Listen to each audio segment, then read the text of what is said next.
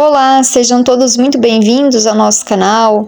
Curtem, comentem, compartilhem, se inscrevam aqueles que ainda não forem inscritos. Estejam conosco nas nossas atividades, todas as segundas-feiras do Evangelho no Lar, às terças-feiras do Evangelho Presencial e posteriormente a irradiação.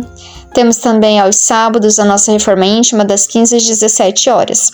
Seguem os nossos contatos para aqueles que querem de alguma forma entrar em contato e segue também o nosso QR Code para aqueles que querem contribuir de forma financeira e toda ajuda é muito válida.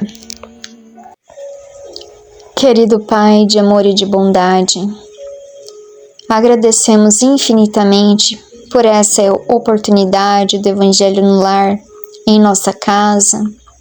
Pedimos o auxílio da equipe espiritual responsável por essa atividade, bem como dos nossos benfeitores, que possam nos auxiliar com a inspiração, a intuição e a compreensão da lição, para que consigamos colocar em prática em nossas vidas e nos transformar através delas.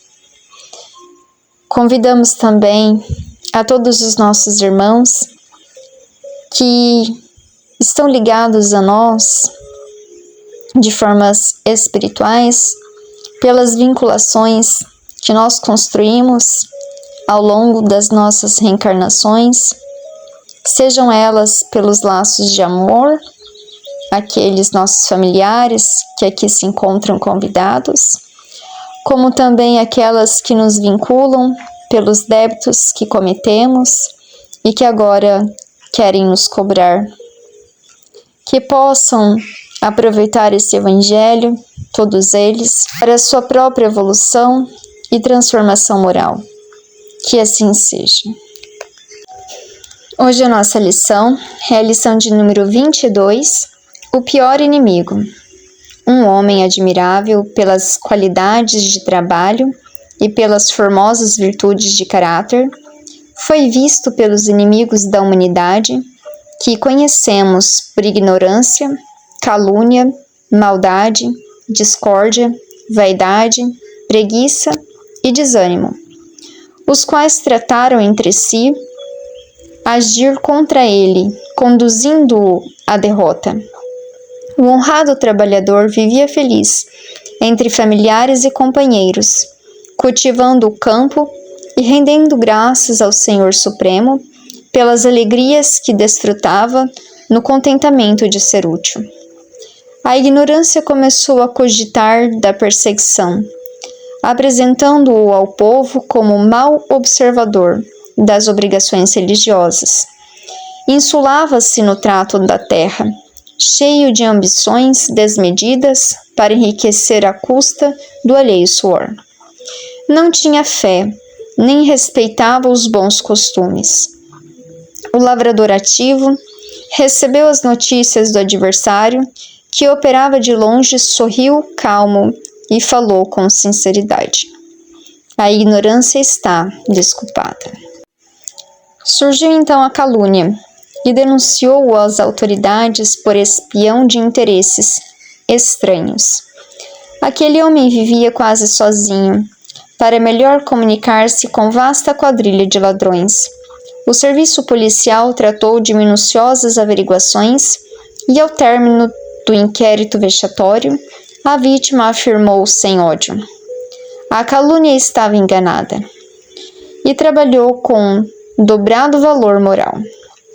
Logo após, veio a maldade, que o atacou de mais perto. Principiou a ofensiva, incendiando-lhe o campo, destruiu-lhe milharais enormes, prejudicou-lhe a vinha, poluiu-lhe as fontes. Todavia, o operário incansável, reconstruindo para o futuro, respondeu sereno: contra as sombras do mal, tenho a luz do bem. Reconhecendo os perseguidores que haviam encontrado um espírito robusto na fé, instruíram a discórdia que passou a assediá-lo dentro da própria casa. provocações cercaram-no de todos os lados, e a breve tempo, irmãos e amigos da véspera relegaram-no ao abandono. O servo diligente dessa vez sofreu bastante, mas ergueu os olhos para o céu e falou: Meu Deus e meu Senhor, estou só. No entanto, continuarei agindo e servindo em teu nome. A discórdia será por mim esquecida. Apareceu então a vaidade, que o procurou nos aposentos particulares, afirmando-lhe: És um grande herói. Vencestes aflições e batalhas. Serás apontado à multidão na auréola dos justos e dos santos. O trabalhador sincero repeliu-a imperturbável. Sou apenas um átomo que respira. Toda a glória pertence a Deus. Ausentando-se a vaidade, sem desapontamento, entrou a preguiça e acariciou-lhe a fronte com mãos traiçoeiras. Afiançou: Teus sacrifícios são excessivos. Vamos ao repouso. Já perdestes as melhores forças. Vigilante, contudo, o interpelado replicou sem hesitar: Meu dever é o de servir em benefício de todos, até o fim da luta. Afastando-se a preguiça vencida, o desânimo apareceu. Não atacou de longe nem de perto. Não se sentou à poltrona para conversar, nem lhe cochichou aos ouvidos. Entrou no coração e do operoso labrador, e depois de instalar-se lá dentro, começou a perguntar-lhe: Esforça-se para quê? Serve por quê?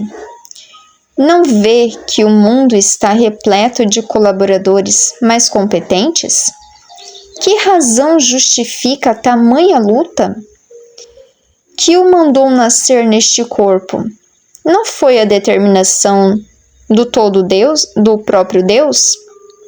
Não será melhor deixar tudo por conta de Deus mesmo? Que espera? Sabe acaso o objetivo da vida? Tudo é inútil. Não se lembra de que a morte destruirá tudo? O homem forte e valoroso, que triunfara de muitos combates, começou a ouvir as interrogações do desânimo, deitou-se e passou 100 anos sem levantar-se. Hoje a nossa lição de número 22 tem o título Pior Inimigo. E aqui vai nos descrever qual é o pior inimigo. Que aqui o nosso pior inimigo vai ser o desânimo. Aqui nos mostra que havia um homem vigoroso, que trabalhava bastante. Ele tinha virtudes do caráter. Não era qualquer homem. Era um trabalhador de Deus, era um servo dedicado. Tinha já algumas construções morais internas, por isso tinha um caráter virtuoso. Mas ele, justamente pelos atributos que carregava no caráter, ele despertou na humanidade alguns inimigos. E esses inimigos não são personificados. Não é aqui o diabo, o demônio, Satanás, como a gente geralmente ouve. Esse nosso inimigo vai nos mostrar que é um inimigo interno e que ele é utilizado pelo mal, pelos nossos inimigos pessoais, os nossos obsessores, que se utilizam desse nosso mal interno para nos atrapalhar. E essa caminhada aqui, esse trabalhador, ele é um exemplo de cada um que vai se dedicar ao trabalho do bem.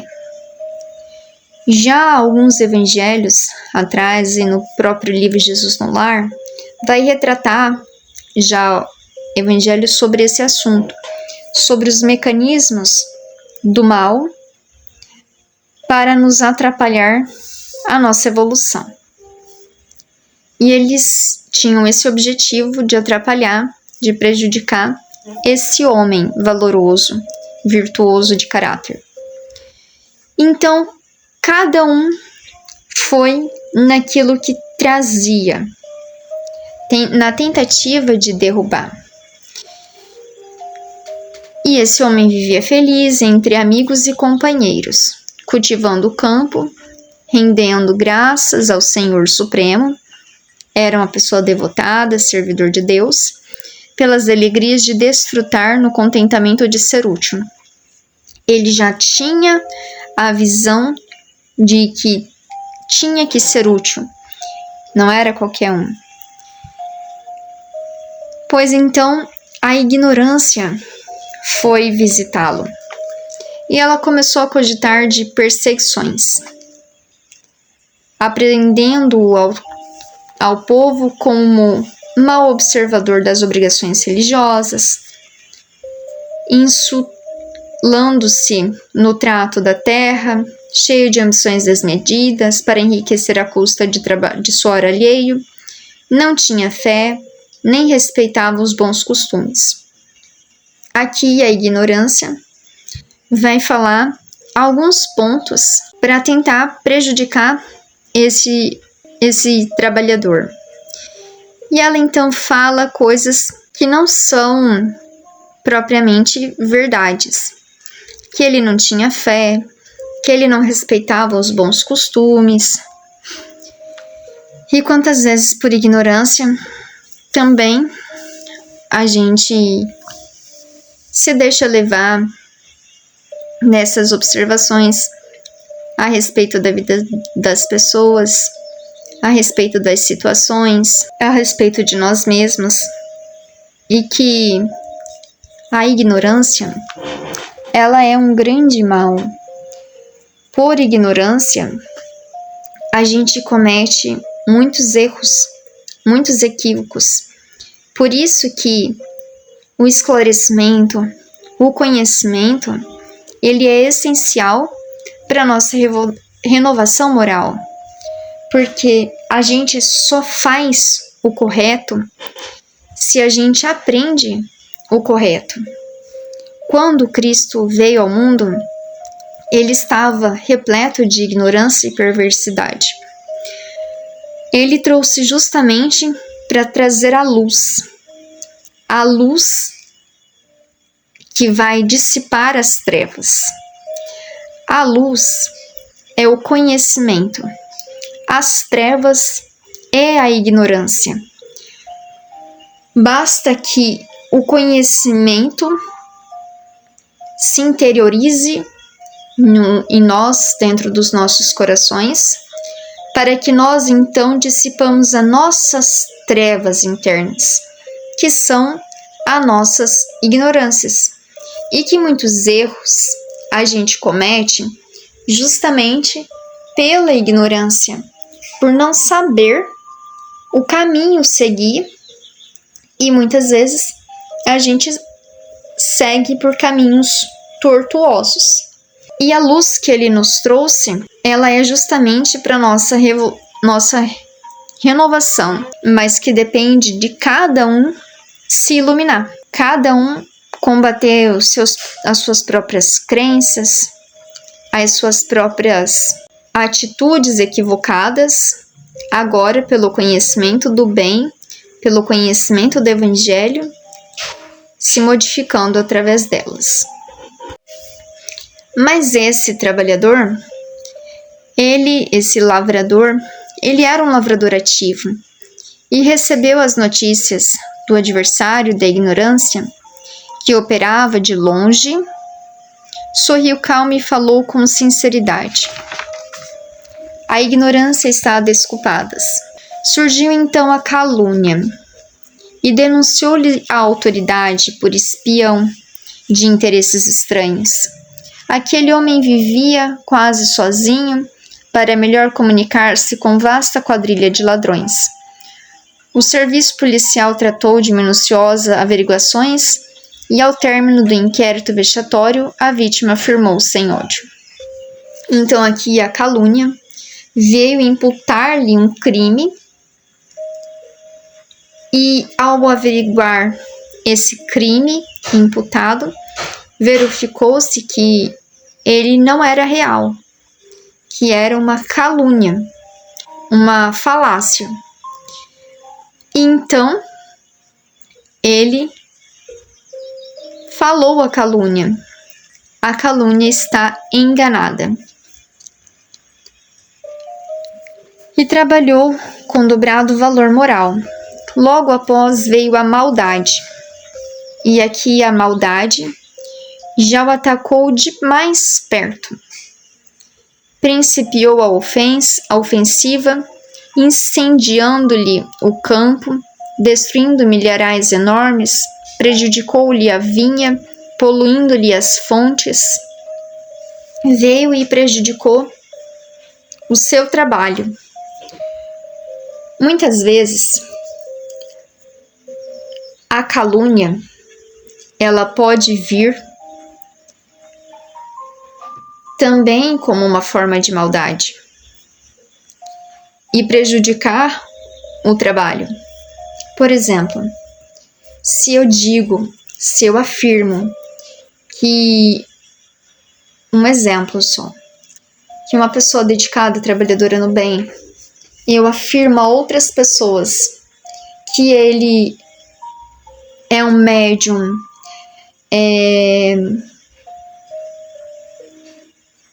não verdadeiro, que ele se utiliza do trabalho para seu próprio benefício, que comete algum tipo de crime se aproveitando do trabalho. Às vezes, por exemplo, é mais difícil um trabalho espiritual, porque principalmente masculino, né, um homem e uma mulher sozinho, porque vem os assédios. Também, alguns desses assédios conduzidos pela própria espiritualidade inferior. E aí, muitas vezes, se aproveitando do atendimento fraterno, dos atendimentos espirituais, as pessoas imbuídas nesse assédio, não correspondidas, podem dizer que essas pessoas estão se utilizando do atendimento para se aproveitarem dela, se aproveitar das mulheres. Isso eu já ouvi no ambiente espírita, esse tipo de calúnia. Entre outras calúnias também, oriundas muitas vezes de pessoas próximas, mas que a gente deve aproveitar esperar o tempo, que toda verdade é revelada com o tempo. E aqui, quando veio essa investigação, verificou-se que era mentira. Os benfeitores sempre nos afirmam, nos falam a respeito de que nunca a gente deve se defender, apesar de toda a ofensa que a gente deve receber. Joana de Ângeles sempre também aconselha Divaldo nesse mesmo sentido de nunca se defender, esperar que o Cristo defenda os seus filhos, já que estamos em trabalho para Ele. E isso é muito verdade, porque nada como o tempo para mostrar todas as verdades e para tudo se esclarecer. E aqui a maldade também pode ser, num âmbito espiritual, maldades de perto para tentar prejudicar um trabalho, ou também maldades no ambiente familiar. Aqui ele fala que a maldade ela veio de perto e destruiu-lhe milharais enormes, prejudicou-lhe a vinha, poluiu-lhe a fonte. Todavia o operável incansável reconstruiu para o futuro, respondendo sereno. Às vezes o trabalho que se inicia, algumas vezes a maldade, também pode se utilizar para tentar colocar fim nesse trabalho. E pode se utilizar de muitos meios. A Covid é um exemplo dessa utilização da maldade, assim, que entrou dentro da religião, não a Covid especificamente, mas esse período em que, pelo medo, as pessoas deixaram de querer servir ao Cristo, de querer ir às religiões. E muitos trabalhos foram finalizados, muitas instituições, inclusive, até chegaram a fechar, justamente por essa maldade de perto, se utilizando do medo das pessoas. Houve uma movimentação espiritual inferior para que esses trabalhos fossem finalizados. Mas esse nosso trabalhador aqui, esse trabalhador incansável, ele viu que o trabalho ali estava comprometido, porém, ele tinha consciência de que o trabalho não era para agora, é para o futuro. Então, ele, fortalecendo-se, disse que contra as sombras do mal, tenho a luz do bem. E ele então pensou para o futuro, que apesar das trevas, apesar de toda a maldade que existe no mundo, o bem, ele é o destino final para todos os filhos de Deus.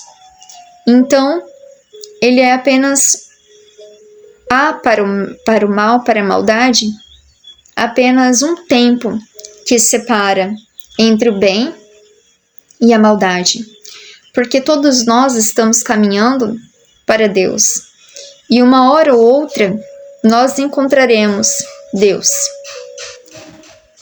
Pode ser que demore um pouco, porque depende da decisão de cada um, mas se a gente projeta isso para o futuro é certo.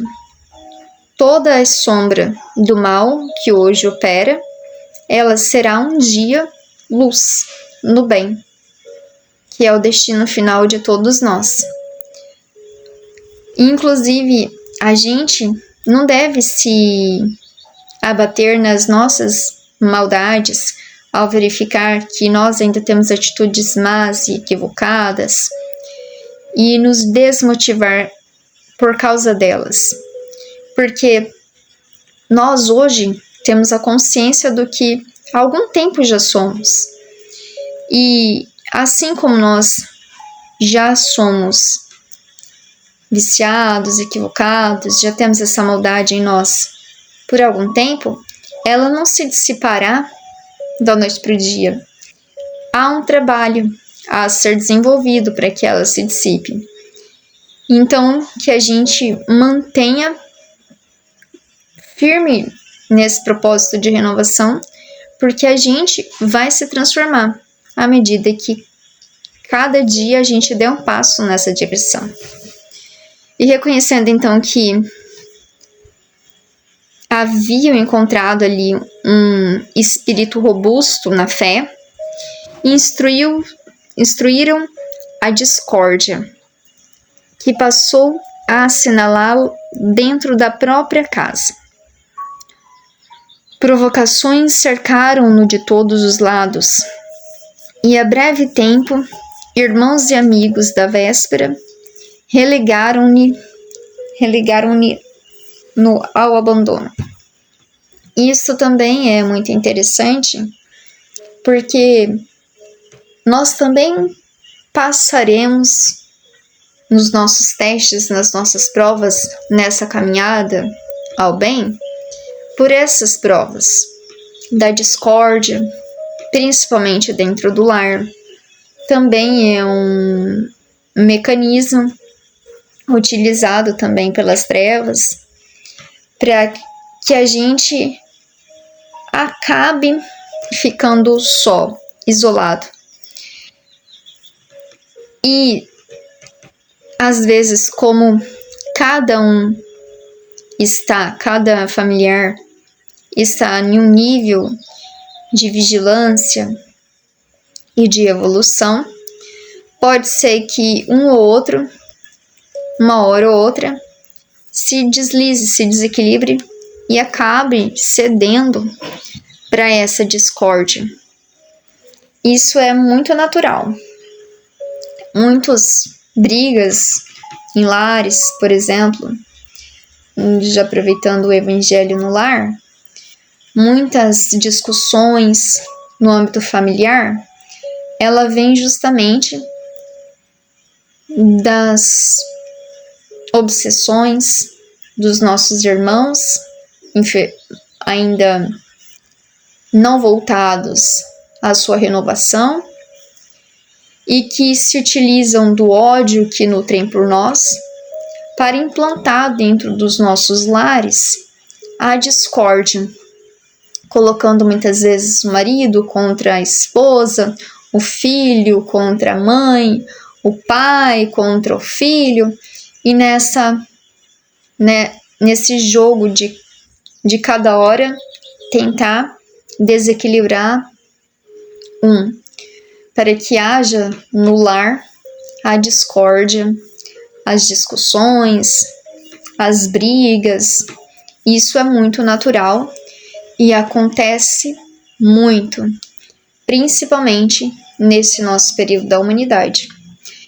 E o Evangelho no lar, ele auxilia muito nesses embates familiares. É um momento da limpeza no lar, um momento da restauração energética no lar, auxilia também esses nossos irmãos. É um momento de esclarecimento da família e de fortalecimento moral da família. Mas de nada adianta apenas realizar o Evangelho.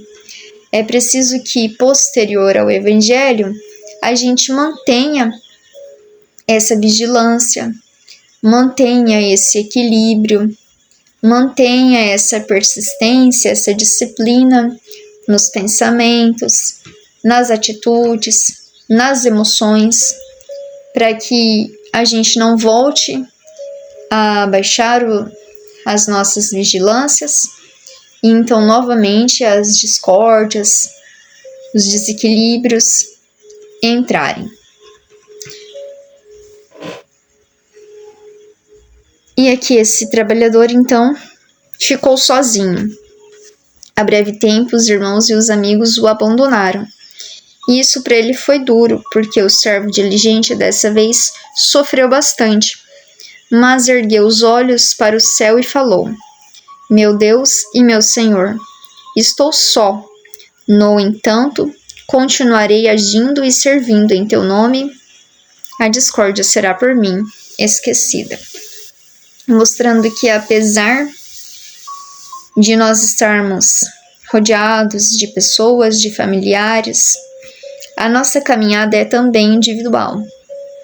E que a gente deve esquecer as ofensas, deve esquecer as discórdias e deve manter em mente de que nós devemos continuar a nossa marcha para o Cristo, independente de quem venha conosco. Pode ser que apenas eu da minha família tenha esse objetivo. Então que a gente seja firme nesse objetivo, porque é o melhor para o nosso espírito. Comparem-se então a vaidade, que eu pronunciou nos aposentos particulares, observando-lhe: És um grande herói. Vencestes aflições e batalhas, será apontada a multidão na auréola dos justos e dos santos. Bastante interessante essa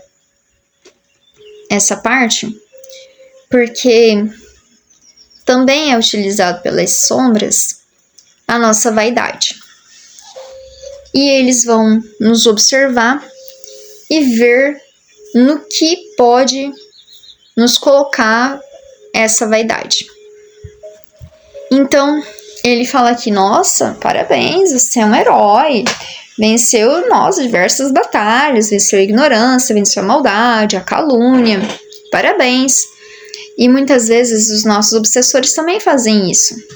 Falam, nossa, parabéns, você está fazendo evangelho no lar todas as segundas na sua casa. Tá ficando bem, hein? Já não fala mais tanta bobagem, já não tá pensando mais tanta maldade. Aí você vai crescendo o seu ego, achando que você tá bom, que tá ficando bem.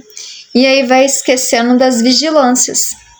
Vai sendo pego pelo ego, pela vaidade. E aí já não vai tendo as mesmas fortalezas morais. Vai se deixando levar pela vaidade.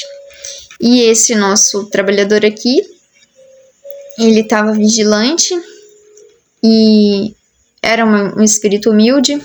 E aqui ele diz que era apenas um átomo que respirava. Reconheceu a sua pequenez, a sua inferioridade em relação ao trabalho que executava. Porque aqui não era importante ele, mas sim quem ele representava, que era Deus. Toda a glória pertence a Deus, ele diz. Apresentou-se a vaidade com desapontamento. Entrou a preguiça. E acariciando-lhe a fronte com mãos traiçoeiras, a afiançou. Teus sacrifícios são excessivos. Vamos ao repouso. Já perdestes as melhores forças. Vigilante, contudo, interpelado, replicou sem hesitar. Muitas vezes a preguiça também nos atinge. Também nos atinge no trabalho espiritual. Eu tenho que perdoar. Mas, nossa, como dá trabalho eu perdoar. Como dá trabalho eu movimentar dentro de mim a minha reforma íntima. Eu faço a limpeza num centro espírita. Mas eu já limpei bastante, já faz um tempo que eu limpo. Acho que já é o suficiente.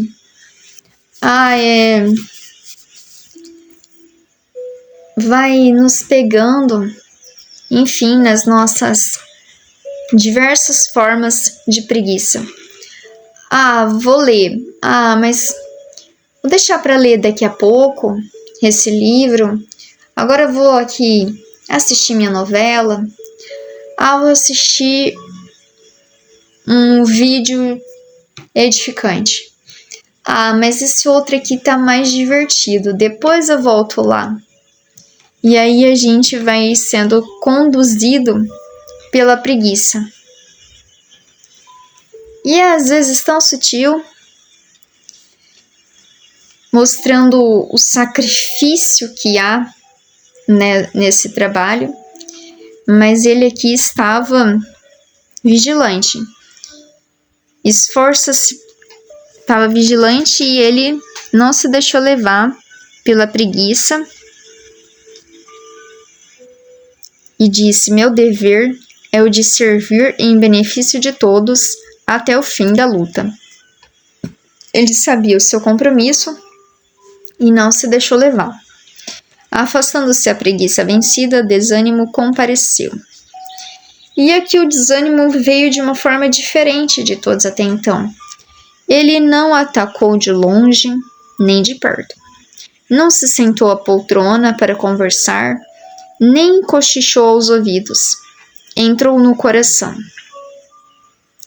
do operoso lavrador.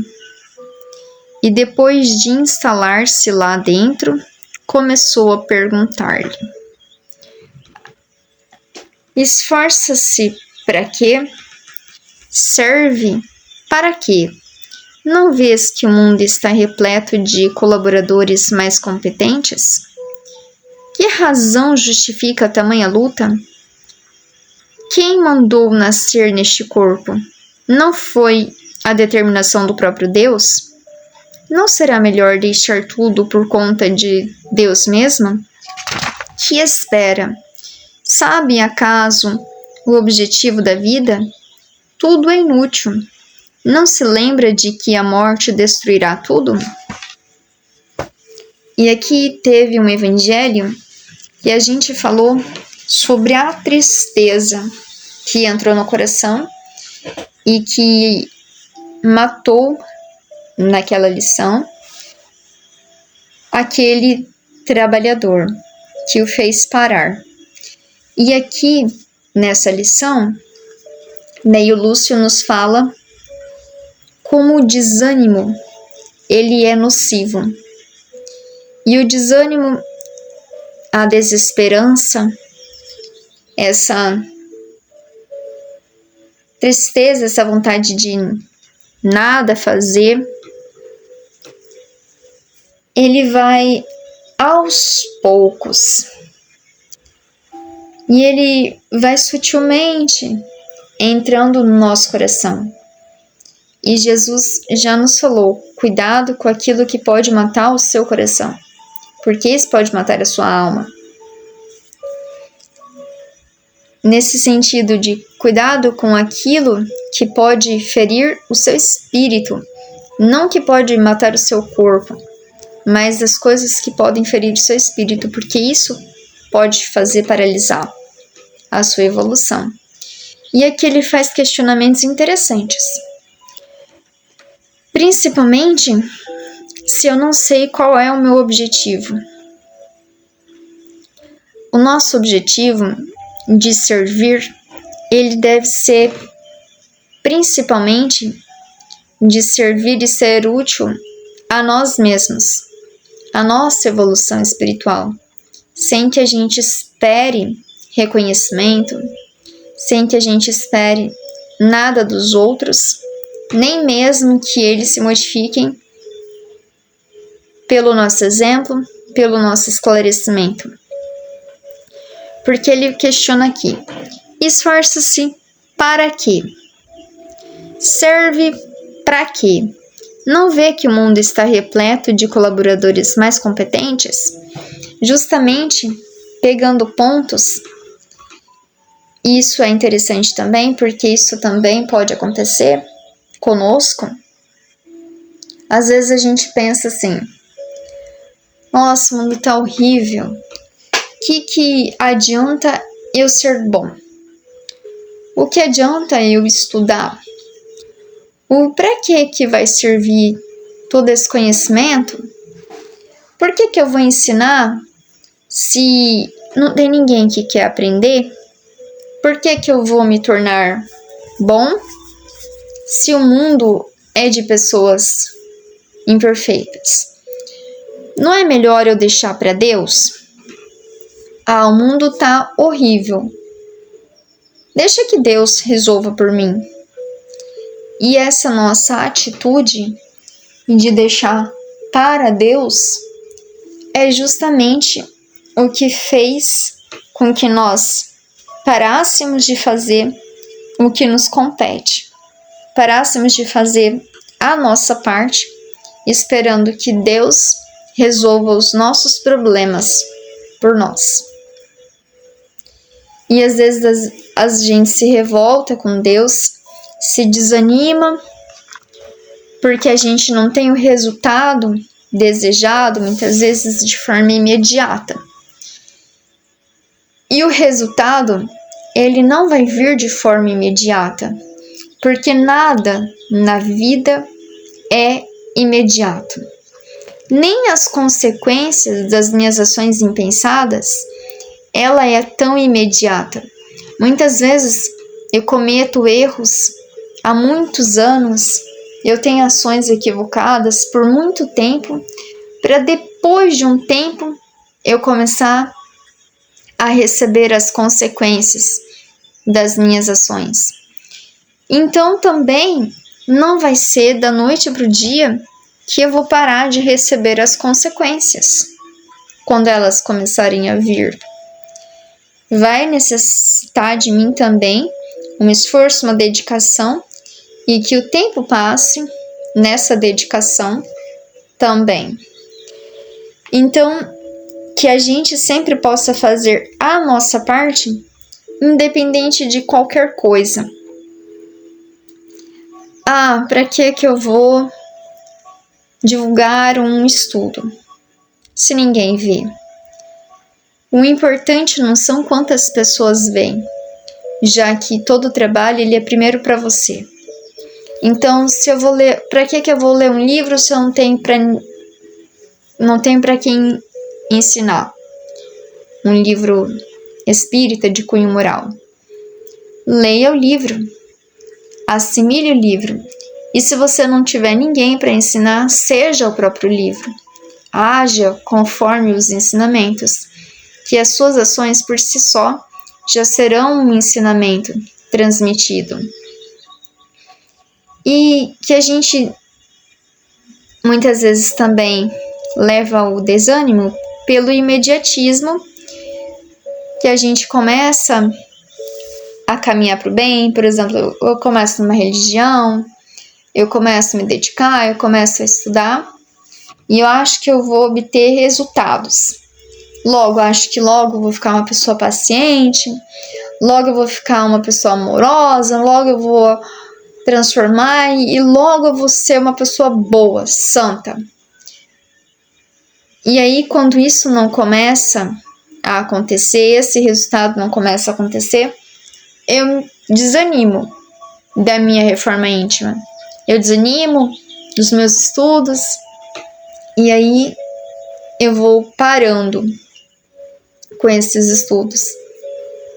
E é justamente aqui a lição para nos mostrar que esse desânimo, se a gente não ficar atento, ele pode nos fazer paralisar. E aqui o desânimo foi o que fez paralisar esse lavrador, esse trabalhador incansável, esse homem virtuoso. E ele ficou sem levantar 100 anos. Ficou 100 anos sem evoluir, sem caminhar na direção em que ele havia já estabelecido. E esse desânimo também, muitas vezes pode ser operado, sim, pelos irmãos imperfeitos, muitas vezes nos trabalhos das casas espíritas, para fazer justamente com que esses trabalhos paralisem, com esses trabalhos parem. Às vezes utilizando a discórdia, não deu certo, a maldade não deu certo, a calúnia já não dá mais certo.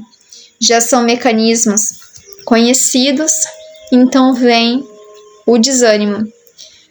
Para que eu faço evangelho no lar se continuo não tendo equilíbrio, continuo brigando? Por que eu vou estudar se nada muda na minha vida? Por que eu vou trabalhar se eu... Enfim, para a gente justamente não deixar se desanimar, não deixar se abater, porque ter a consciência do que o que a gente planta hoje, a gente não vai colher hoje. O que é plantado hoje, ele vai ser colhido para o futuro. E ter a certeza de que nós colheremos todo o bem que a gente plantar. Mas quem vai colher vai ser nós mesmos. A gente não tem que ficar pensando, esperando que a gente vai salvar a todos.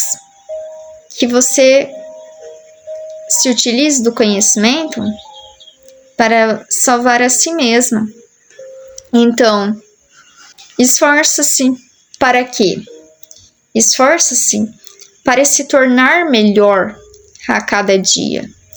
Serve por quê? Porque já tem o conhecimento, já tem o propósito, já sabe por que servir. Então transmite, serve com aquilo que já possui. Não vê que o mundo está repleto de colaboradores mais competentes? Sim, o mundo sempre terá colaboradores mais competentes. Tá aí o Cristo, que era o colaborador de Deus mais competente na Terra. Cada um tem a sua missão, mas que eu seja competente, que eu seja um colaborador naquilo que eu consigo. Pode ser que eu consiga colaborar com a fala, mas pode ser que alguém já consegue colaborar com a fala e com o exemplo. Pode ser que alguém já consiga colaborar com a própria vida. E assim, cada um colabora de acordo com a sua evolução daquilo que já conquistou. Nem por isso eu deixo de fazer a minha parte. Que razão justifica tamanha luta? A razão de que eu não faço por você, por ninguém, eu não faço para os outros, mas eu faço para mim, para minha evolução, para que eu cresça, com o objetivo de ser hoje melhor do que ontem e amanhã melhor do que hoje. Que tamanho? Quem mandou nascer neste corpo? Quem nos mandou nascer nesse corpo? Foi Deus que nos oportunizou a escola da vida, a reencarnação, para que a gente nasça. Não foi a determinação do próprio Deus? Sim, foi a determinação do próprio Deus. Não será melhor deixar tudo por conta do mesmo Deus? Ora, se Deus nos dá a escola e nos dá a oportunidade, é para que nós façamos a nossa parte. Por quê? Que adiantaria Deus criar tudo perfeito? Nós não teríamos o mérito de nos aperfeiçoarmos. Já seria tudo perfeito. Deus nos dá justamente a oportunidade de sermos co-colaboradores com a criação divina, nos aperfeiçoando, fazendo a nossa parte, para que nós então venhamos a colaborar com Ele. Que espera? Isso a gente deve ter sempre em mente. O que a gente espera com a nossa reforma íntima? O que a gente espera com a nossa colaboração? A gente espera ser atendido? Então, eu entro numa religião porque eu espero ganhar um carro, eu espero ficar rico, eu espero algo em troca de Deus. Será que essa escolha é uma escolha mais ideal para um espírito que nem da Terra é e que nada daqui vai levar? Então, qual deveria então ser uma escolha mais sensata para um ser espiritual? Que eu espere me tornar melhor do que quando aqui vim, que eu espere evoluir, progredir, que a minha compreensão do Evangelho se dilate, que o meu conhecimento ele se transforme em experiência e essa experiência me faça crescer, que o nosso objetivo seja sempre mais nobre. Sabe acaso o objetivo da vida? O objetivo da vida, ele é propriamente para que nós evoluamos, para que nós, a cada encarnação, nos mudemos e nos tornemos melhores e mais próximos ao nosso Criador, que é Deus. Tudo é inútil. Isso aqui é um grande equívoco, porque toda a encarnação, ela é útil. Por mais que às vezes eu progrida pouco na minha encarnação, se eu não me movimentar, se eu ficar materialista, eu nunca vou regredir da minha reencarnação. Eu sempre vou progredir ou no mínimo ficar estacionário. Mas eu sempre vou ter a oportunidade, e a vida é justamente uma oportunidade para a nossa evolução. Portanto, a vida ela é sempre útil. Não se lembra de que a morte destruirá tudo? E isso aqui é um grande fechamento, porque a morte não existe. Portanto, não tem o que ela destrua. Ela não destrói nada, ela vai destruir no máximo um corpo. E que não é o nosso corpo, é um emaranhado de matérias que nós nos utilizamos para aqui no planeta Terra nos encontrarmos. Mas não é nem o nosso corpo. Nós somos espíritos, nós somos seres espirituais, não possuímos um corpo, nós pegamos emprestado um corpo momentaneamente. Então, nós não éramos o corpo e não seremos o corpo. Portanto, nada se destrói com a morte, a não ser um corpo perecível. Mas o espírito, ele vai além do corpo, ele sobrevive à morte do corpo, porque não está ligado ao nosso corpo. E se a gente cresce, se transforma, se renova e evolui, isso vai conosco. Tudo que é da matéria, na matéria fica e será destruído com a matéria. Os nossos títulos, os nossos cargos, os nossos bens materiais, tudo que a nossa personalidade carrega, o nosso ego. Mas tudo que é espiritual, as conquistas, as virtudes que eu adquiro, vão comigo onde quer que eu vá. Portanto, nada se destrói com a morte do corpo físico, para que a gente nunca deixe se desanimar, porque a nossa plantação, ela é uma plantação para o futuro. E se Deus, se Jesus, que plantou há mais de 2000 anos atrás, acredita que vai colher aquilo que plantou e colheu várias almas já ao longo dessa história, desse período, porque nós temos que ser imediatistas.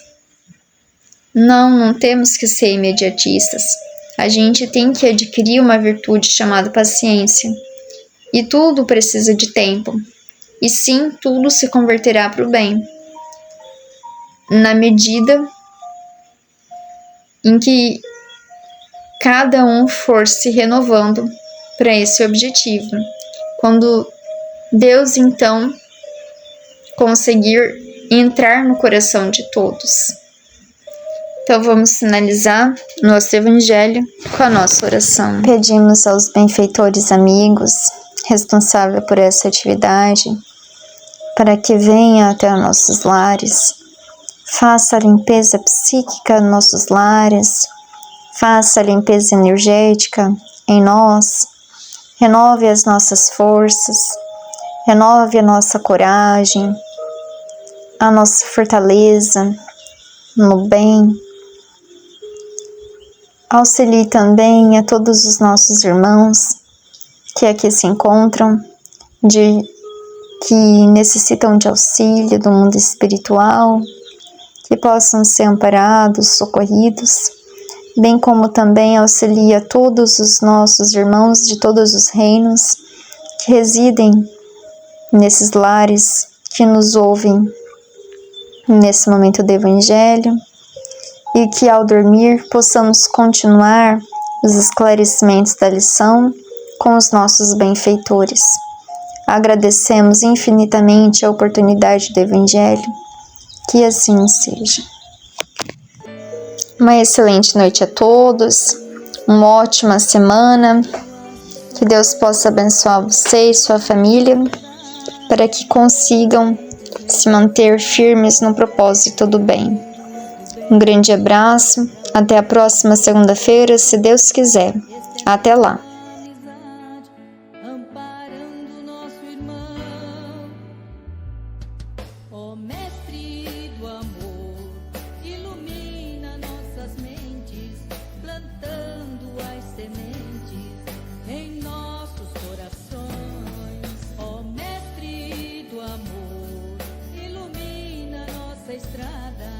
É tão longa a caminhada, mas teremos que chegar.